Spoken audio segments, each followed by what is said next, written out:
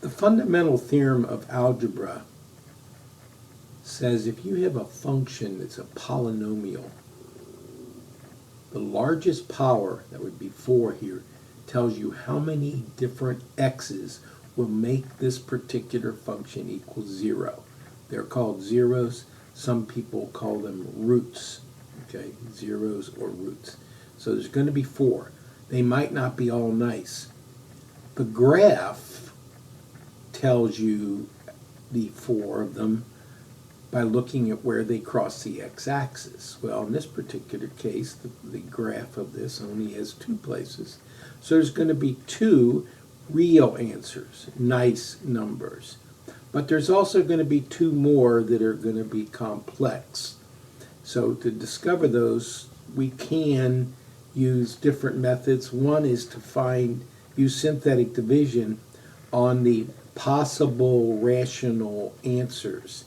The picture shows us -3 and +3 for answers, but you can also use the possible rational answers by looking at the factors of the 18 and the 1 in front of the 4, x to the 4th. But let's use synthetic division. The -3, taking the coefficients and using synthetic division, gives a 0 for a remainder, which means if -3 is an answer or a root or a 0, then x plus 3 is a factor. The remaining factor is sitting right here, x cubed, -2x squared, -x minus 6. So that's right here.